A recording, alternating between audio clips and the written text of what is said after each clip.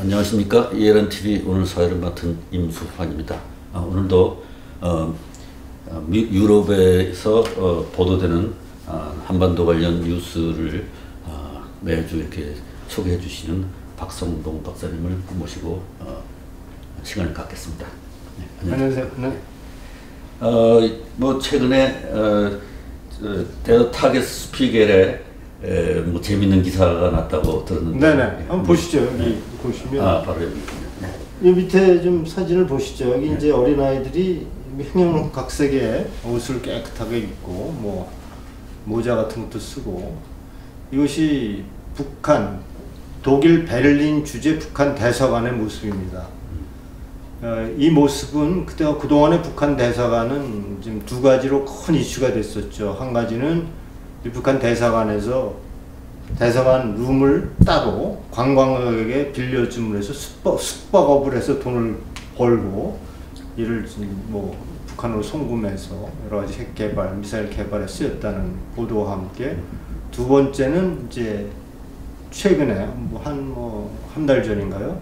이 대사관에서 또 무기 거래에 뭐 어떻게 보면 유럽의 거점 기지로 활용해왔고, 각종 부품들을 이 북한 대사관을 통해서 이제 조달해왔던 그런 사실이 드러나서, 독일에서는 그 헌법을 수호하는 헌법수호청이 있지 않습니까? 예.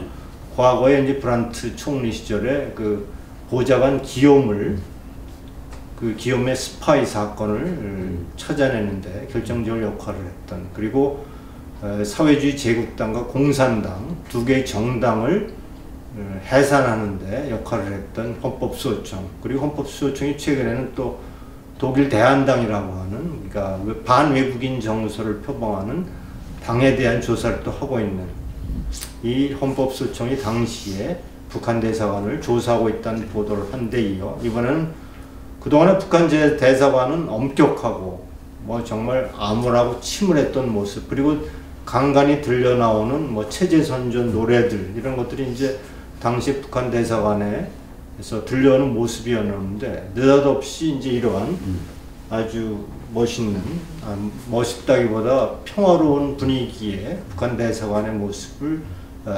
촬영하고, 베른트 마티스라고 하는 북한 전문 기자가 보도한 겁니다. 그래서 북한이 평화 모드로 전환했는데, 그래서 어떻다는 것이냐, 굉장히 북한의 이중적인 행태를 비판하는 그런 기사를 실었죠. 그러니까 이전까지는 이제 무기 거래라든가 이런 불법 행위를 저지르는 아지트였던 북한 대사관이, 그리고 거기서 체제선전 노래가 퍼져나오는 그런 대사관이, 그런 대사관이 갑자기 어린아이들을 내세워서 평화를 사랑하는 나라의 대사관인 것처럼 이렇게 순식간에 이제 정말 얼굴을 바꿨다. 결국 이 기자가 나중에 이렇게 쓰는 겁니다.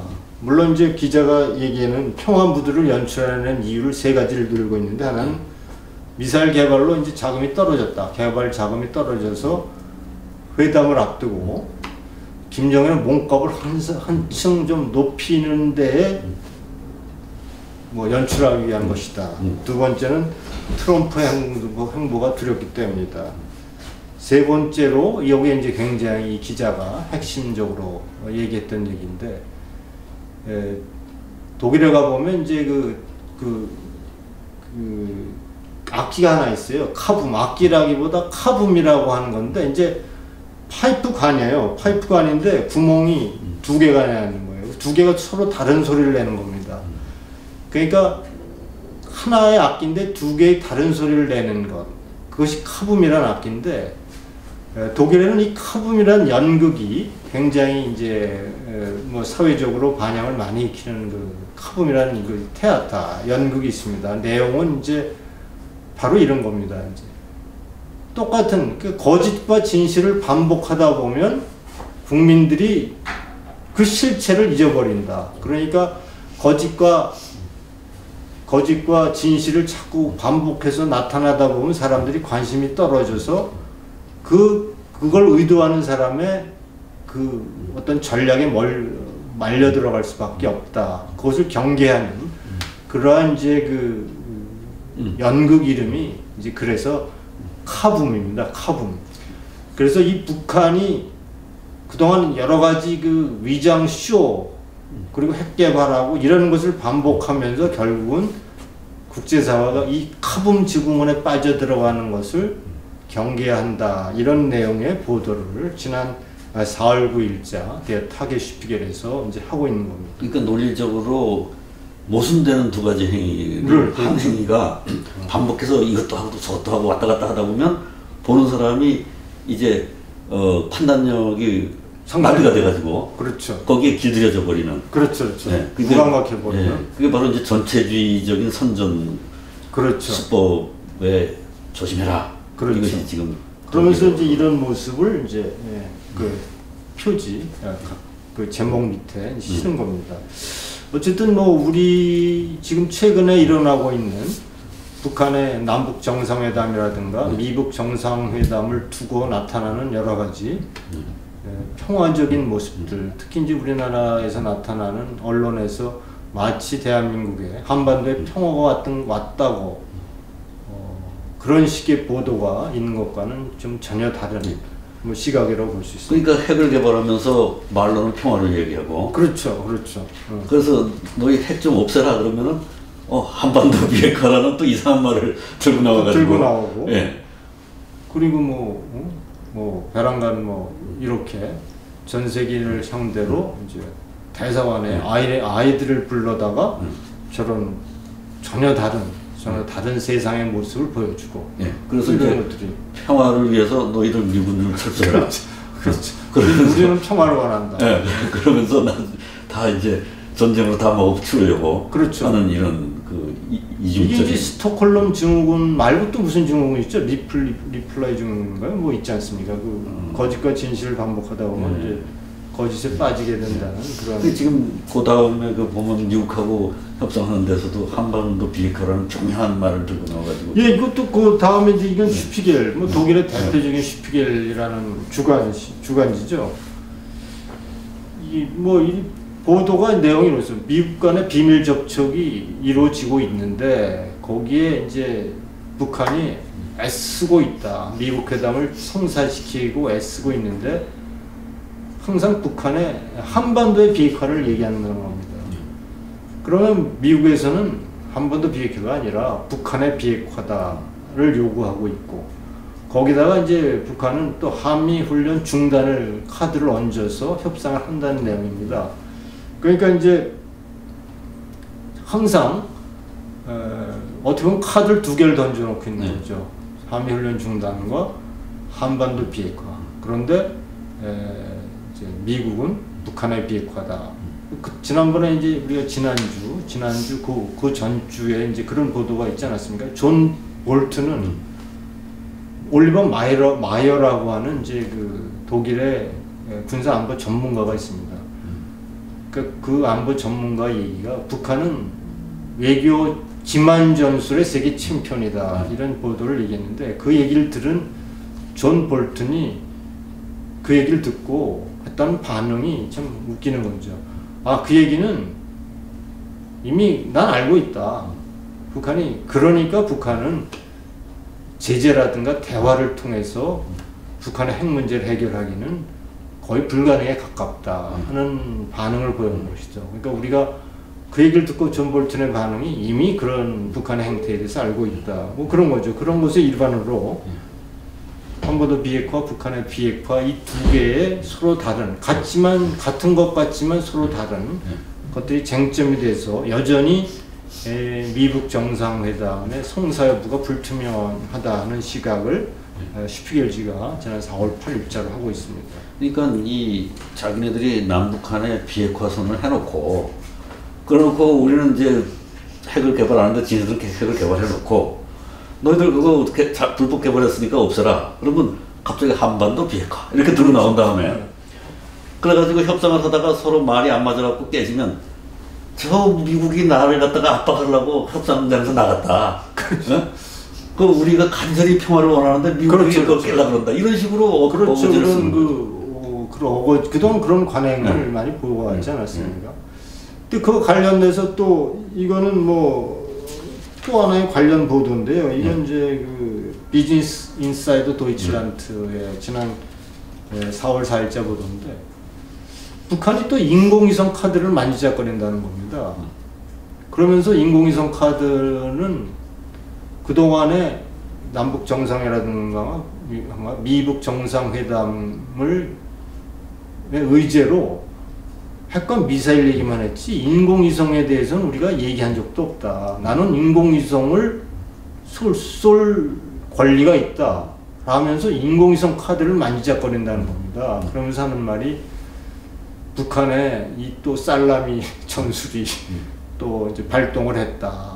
북한은 언제든지 또 인공위성을 카드를 내밀면서 마음에 안 들면 하시라도 그동안의 화해무드라든가 정상회담을 순식간에 무산시킬 수 있는 그러한 장난도 할 수 있는 그러한 북한이다 하는 보도를 이제 지난 비즈니스 인사이더와 도이치란트 하고 있습니다.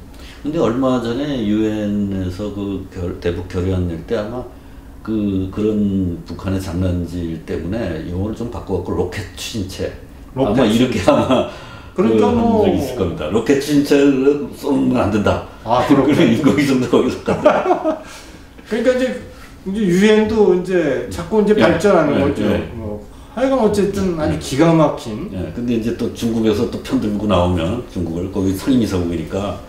그러니까 중국이 거들면 또 그렇게 되는 거죠. 통과될 수 없는 거니까. 하여간 뭐 북한 핵과 관련돼서 정말 어려운 그런 삿바싸움을 계속하고 있다는 보도입니다. 저기 준비해 오신 것 중에 또 더 재밌는 게 하나 있더군요. 뭐 김일성 투어, 생일 투어, 김일성 생일 투어가 있더군요. 이제 요새 이제 북한의 미소 전략이 또 하나 만들어진 게 5박 6일짜리 고려 관광이 5박 6일짜리 김일성 생일 관광 투어를 개발했습니다. 그러니까 비용은 1149유로, 그러니까 대충 약 한 150만 원 정도 됩니다. 한화로. 그걸 개발해서 그걸 이제 특히 이제 중국 관광객을 유치하기 위해서, 그리고 전 세계에 어떻게 보면 뭐라고 그러죠? 뭐 좀 기이한 관광을 즐기려는 그렇죠. 신기한 곳. 그 신기한 관광을 즐기려는 그런 관광객들이 있지 않습니까? 거길 겨냥해서 개발했다는 거죠. 그래서 뭐 문수대 물놀이장인가요? 문수대인가요? 그거 어디죠? 그런데 뭐 그러니까 그동안에 알려지지 않은 곳곳의 북한의 기이한 곳을 김일성 관광, 생일 관광이라는 이름으로 개발해서 세계 관광객을 유치하고 있다라는 보도를 이제 내놓고 있고, 그러니까 이제 이 목적은 두 가지죠. 그동안에 핵과 미사일을 개발하는 그러한 비정상적인 나라의 이미지를 벗어버리고 어떤 관광의 이미지, 정상적인 나라의 이미지의 모습과 함께 또 하나의 그동안 이제 고갈되어 있는 자금을 확보하는 두 가지 목적이 그 안에 숨어 있는 그런 걸로 이제 해석될 수 있습니다. 근데 그 문수군 물놀이장 같은 거는 사실 뭐 북한에만 있는 게 아니라 전 세계 여기저기 많은데 해피면 북한에 들어가는 거는 북한 같은 나라에도 물놀이장이 있다. 뭐 이게 신기한가 보죠. 근데 이제 모르겠어요. 문수대를 우리가 얼마나 아는지는 모르겠지만 제가 이제 과거에 그때가 이제 1980년대에 제가 이제 베를린에 있었어요. 베를린에 있고 이제 89년쯤 됩니다. 이제 베를린 장벽이 이제 붕괴되고 그 즈음에서 제가 이제 동베를린을 한번 간 적이 있어요. 베를린을 갔는데 실내 수영장을 들어갔어요. 그러니까 청소년 체육 공간이에요. 체육 공간이가 청소년 궁전 같은 그러한 공간인데 들어갔더니 뭐 아이들이 놀 수 있는 뭐 당구장 여러 가지 뭐 체육시설 잘 돼 있어요. 근데 그 수영장을 한번 들어갔는데 지금의 한국에서는 뭐 그런 것이 뭐 흔합니다. 근데 1989년도에 저는 그 당시에 독일에서 있었기 때문에 한국의 그 상황을 모르겠는데 서독에도 그런 시설이 많지 않았어요.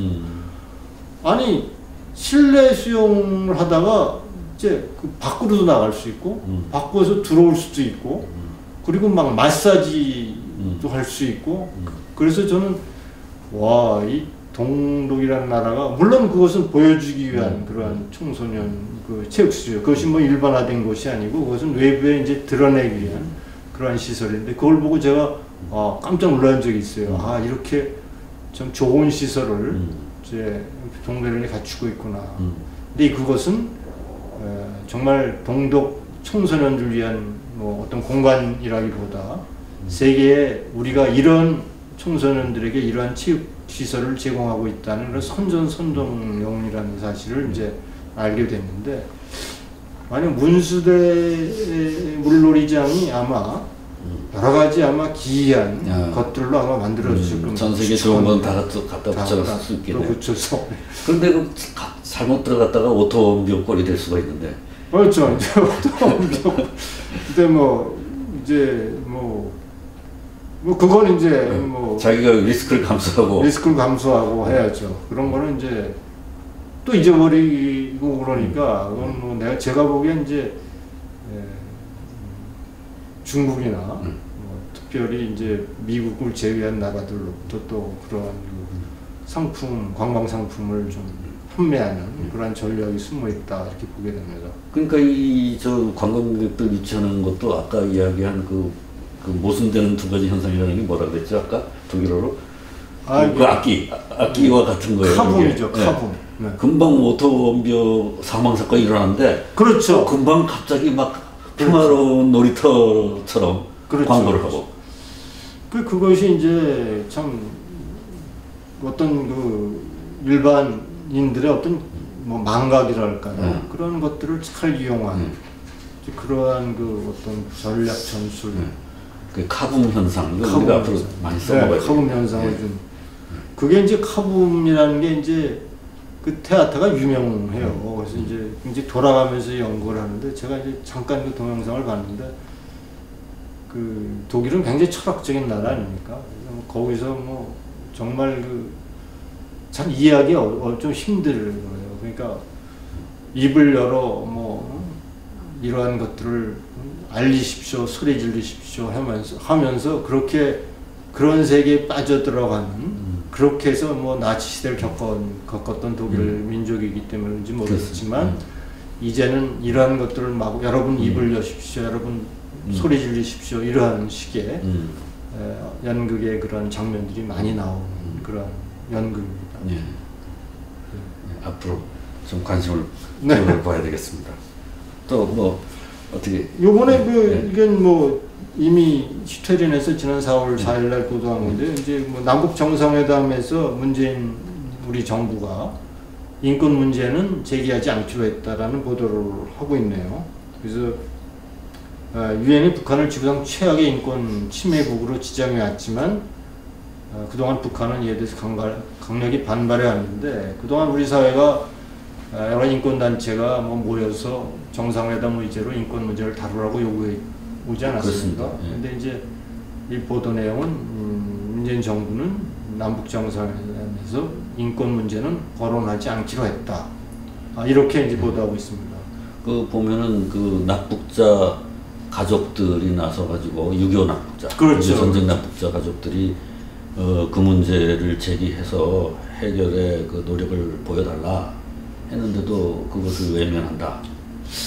그러니까 그 나라의 정부로서 있을 수 없는 일 아닐까요? 그러면 태도가? 그렇죠. 뭐 사실 뭐 국군 포로도 아직 생존해 있는 국군 포로도 있고 그런데 인권 문제는 전혀 그럼 어떤 얘기를 하고 돌아올까요? 남북 정상회담에서 인권 문제 얘기 안 하고 뭐 둘이 앉아가지고 어떻게 하면은 그 대북 최대 압박 제재 구멍을 낼 수 있을까 이런 걸 수결을 해나? 예를 들어서 뭐 지난번에 뭐 NLL 뭐 서해안 공동 뭐 어로 수역이란다 뭐 서해안 뭐 개발 협력 사업이라든가 뭐 개성공단 뭐 재가동 문제라든가 이런 것들을 덜컹 합의하고 오는 오류는 범하지 않겠죠? 어떻게 생각하십니까?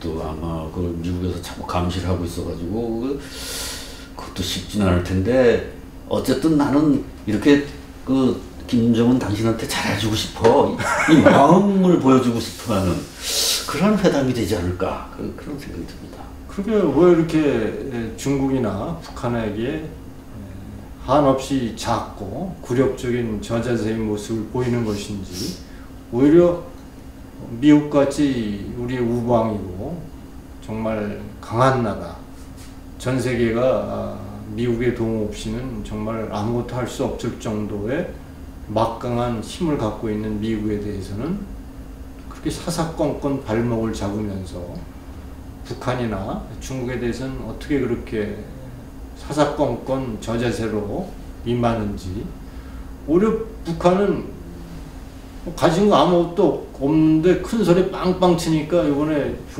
중국 거 갖고 아주 뭐 융숭한 대접을 받잖아요. 2억짜리 술. 2억짜리 술도 뭐 선물 받고, 하여간 이해가 안 되는 그런 모습을 좀 보이고 있는 것 같아요. 그걸 제가 그 어디 에릭 브롬의 책을 읽어보니까 말이죠. 네네. 그 권위주의적인 인간상, 사도매저키즘의 네네. 히틀러가 이제 그런데 김정은도 거기에 해당되는데, 그렇죠.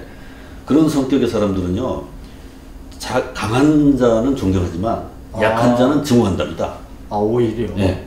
그러니까 문재인 대통령이 거기서 살살 웃으면서 어떻게 잘해드릴까요? 이러면 증오하게 된다는 거죠. 아, 이게 형편없는.